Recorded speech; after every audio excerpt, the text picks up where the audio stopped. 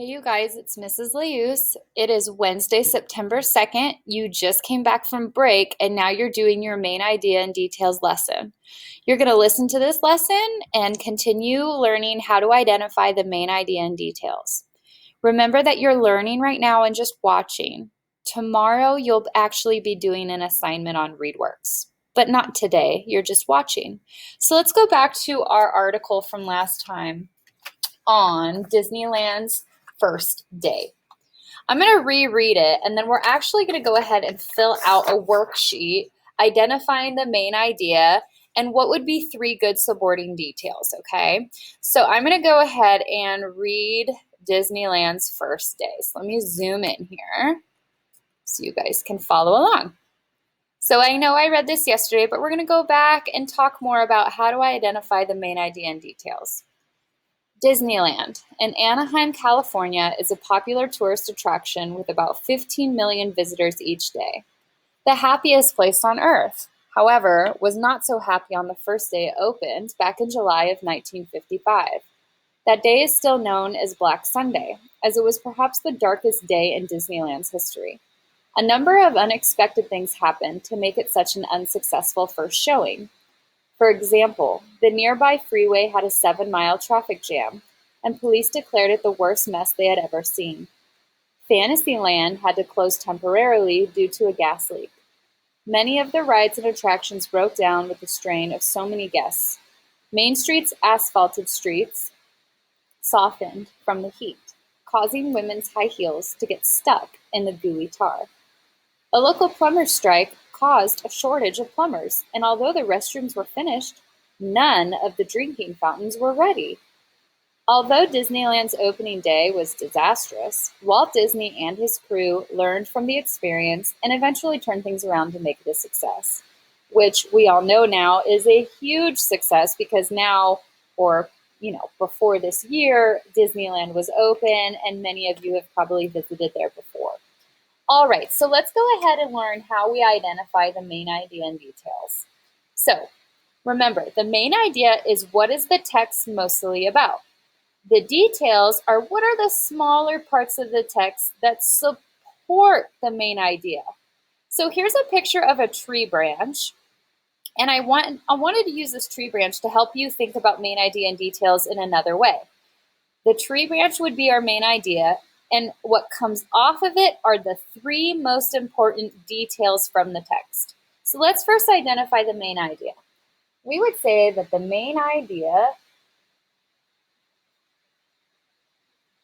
of, and we're going to put in the title, Disneyland's first day,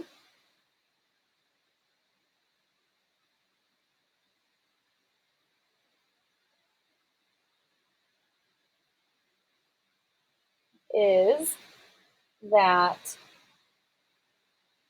opening day had many difficulties. So notice that I don't go into detail. My main idea is like a very, very short summarization of the entire story or the entire text. All of the text was about Disneyland's first day opening and how they had many difficulties. Now I'm going to pick the three most important facts that talk about the main idea. So I should go identify three things that were really hard that made the first day difficult. So I'm going to pick the three most important. I'm going to say, for example, the drinking fountains were not working.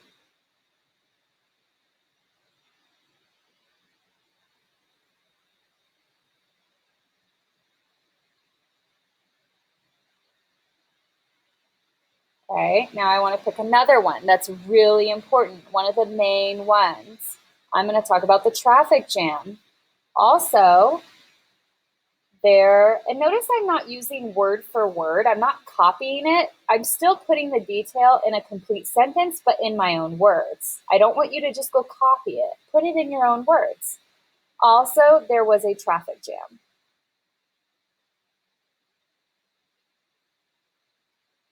And then I'm going to say last, And what was something else? Oh yeah, the rides broke down. So I feel that those were the three most important details that I stated here that I needed to talk about. If I say that I think the main idea is that they had a lot of difficulties, I need to identify three difficulties. So again, it's really important that your details come out of whatever you say the main idea is. If I said that it had many difficulties, I need to explain three difficulties. And that's how we do main idea and details of any text. Okay, you guys. So we're going to end with another main idea card like we did yesterday, just to get some more practice. All right, so let's go ahead and flip this over so you guys can see it. Okay, so remember, we're going to read the passage where I'm going to tell you what the main idea is, and then I want to see if you can find out which detail doesn't belong. One of my chores at home is doing the dishes.